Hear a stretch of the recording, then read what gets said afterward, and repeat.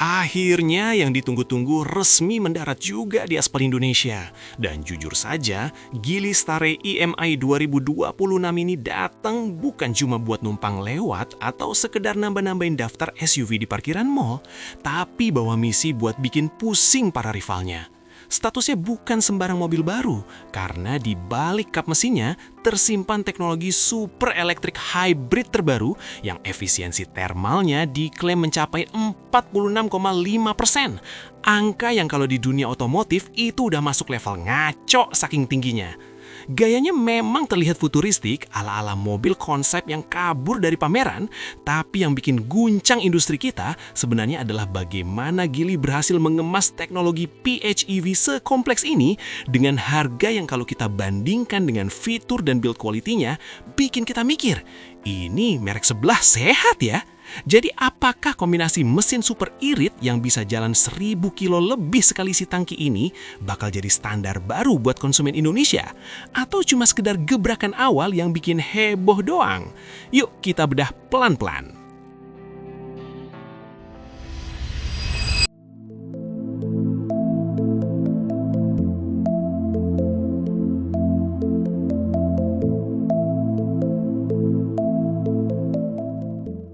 Halo semua, selamat datang kembali di channel Auto Blitz.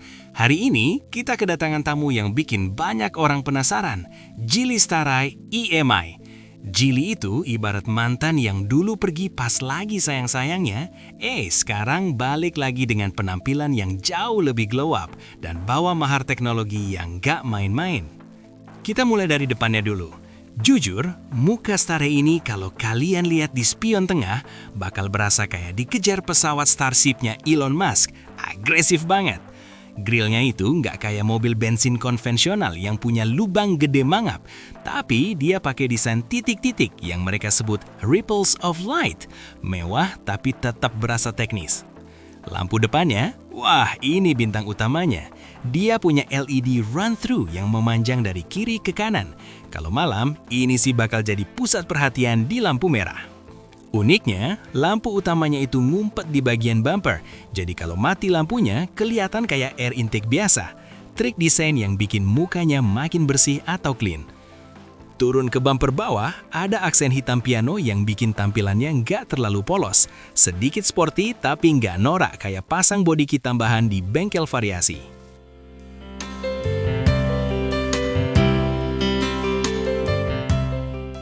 Sekarang kita geser ke samping. Hal pertama yang saya sadari adalah siluetnya. Dia punya tarikan garis bahu yang tinggi, bikin mobil ini kelihatan kekar bin berotot. Proporsinya juga pas, nggak kelihatan kegemukan di bagian pantat, dan pilar D-nya dibuat agak melandai, memberikan kesan ala-ala coupe SUV tapi tetap fungsional. Nah, velgnya ini ukurannya 19 inci. Desainnya palang 5 yang tertutup sebagian buat ngejar aerodinamika. Karena ya, ini mobil efisiensi, hambatan angin itu musuh utama. Ban yang dipakai juga profilnya pas, nggak terlalu tipis yang bikin pinggang pegel, tapi tetap enak dipandang. Cladding hitam di spakbor juga nggak terlalu tebal, jadi elegan. Pindah ke belakang, ini bagian favorit kami setelah lampunya. Desain lampu belakangnya itu vertikal, tapi ada garis horizontal yang nyambung di tengah. Mirip-mirip Cadillac ya.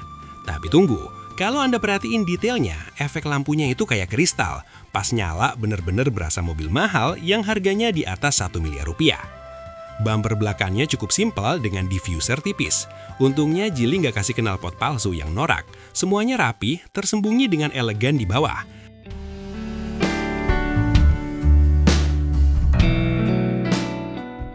Oke, sekarang kita masuk ke interior.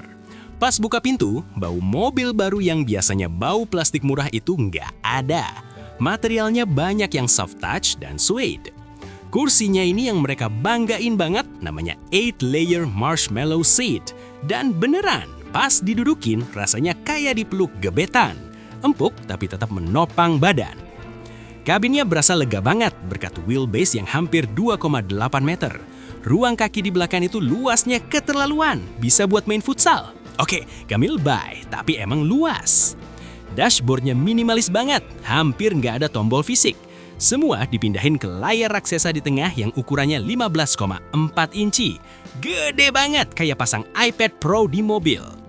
Layar ini pakai sistem operasi Flyme Auto. UI-nya cakep, smooth banget kayak HP flagship. Nggak ada ceritanya layar nge-lag pas kita lagi buru-buru mau nyalain AC. Ngomongin hiburan, sistem audionya pakai Flyme Sound dengan 16 speaker. Ada speaker di headset juga loh, jadi kalau kalian dengerin lagu, suaranya berasa bisikan di telinga.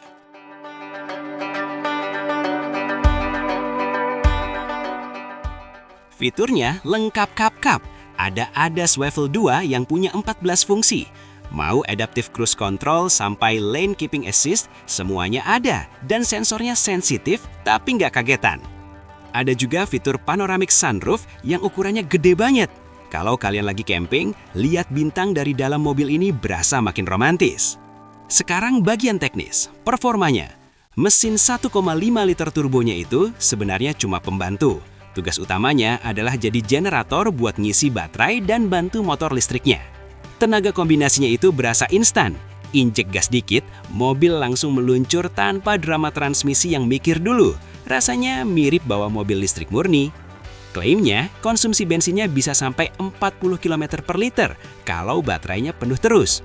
Bahkan, jarak tempuh totalnya bisa tembus 1000 km. Jakarta Solo pulang pergi nggak perlu antri SPBU. Oh ya, suspensinya.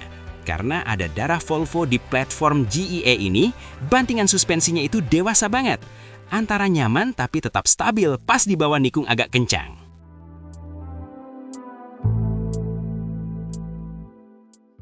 Ada sedikit gejala body roll khas SUV tinggi, tapi masih sangat terkontrol.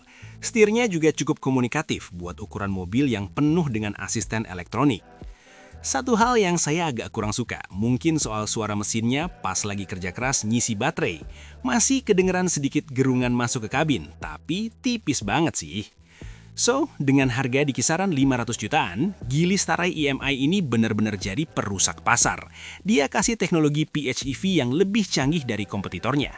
Kalau Anda cari SUV yang tampilannya futuristik, fiturnya bejibun, dan pengen ngerasain sensasi mobil listrik tapi masih takut kehabisan baterai, mobil ini jawabannya. Geely beneran balik buat menang, bukan cuma sekedar mampir.